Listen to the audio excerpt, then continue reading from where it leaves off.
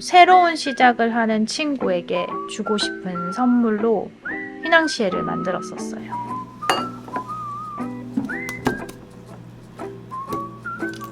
온도, 습도, 색감에 신경 많이 쓰는 것 같아요. 해운 버터를 만들 때도 그 색감, 버터 온도가 60도, 그리고 반죽 온도가 40도. 그래서 두 개를 합쳤을 때 40도 정도 나오도록 만들어주는 게 가장 좋아요. 40도 아래로 떨어지면 그게 유화가 안 돼가지고 물이랑 기름이랑 만나는 거니까 그 온도가 안 되면 불이 나요. 아예 맛이 다르거든요. 친구들이나 아니면 사람들한테 이게 가르쳐 줄 때도 온도가 제일 중요해요. 온도계부터 사세요 라고 말하거든요. 온도만 다 맞으면 누구든 맛있는 베이킹 할 수 있는 것 같아요. 기초가 제일 중요하죠.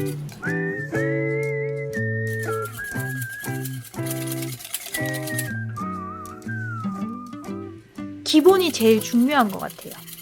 기본이라는 거는 하나 정확하게 쌓아 올라가는 거예요.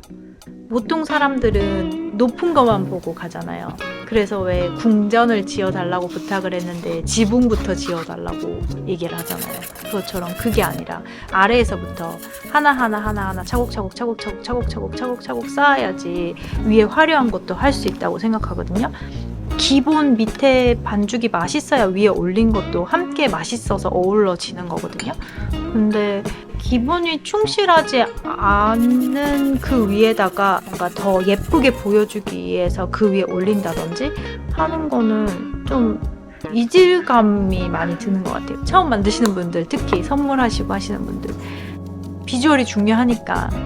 근데 그거보다는 조금 더 기본에 충실하게 아래에서부터 차곡차곡 배워서 차곡차곡 쌓아가면 더 좋을 것 같다는 생각이 들어요. 이왕 만드는 거.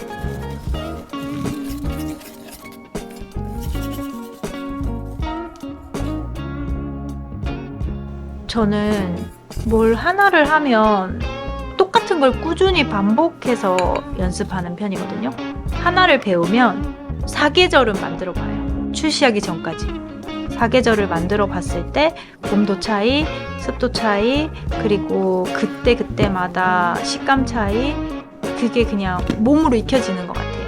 계속 연습을 하다 보면. 또 계속 연습하다 보니까 어딜 가도 그 온도계랑 저울이랑 정확한 그 환경만 주어지면 비슷한 결과물은 나오는 것 같아요. 항상 무엇을 만들기 전에 누구에게 이게 어떤 의미로 선물이 될까? 이 사람에게 그 분위기에 어떤 선물을 주면 좋을까? 그 사람이 이걸 먹을 때 어떤 느낌일까? 분위기일까? 그거 생각하면서 처음 만들 품목을 정하기 전부터 어떤 패키지로 만들까를 먼저 생각하는 것 같아요. 휘낭시에는 파리 증권가에서 유행하기 시작한 금괴 모양의 구움 과자이고요. 그 구움 과자의 어원이 금융의, 금전상의 라는 뜻을 가지고 있어요. 금괴 모양이기 때문에 친구의 새로운 시작에 돈이 많이 들어왔으면 좋겠다. 그런 마음이었어요. 나는 오늘 친구를 위해서 특별한 금괴를 만들고 있다. 친구의 새로운 시작을 축하하기 위해서.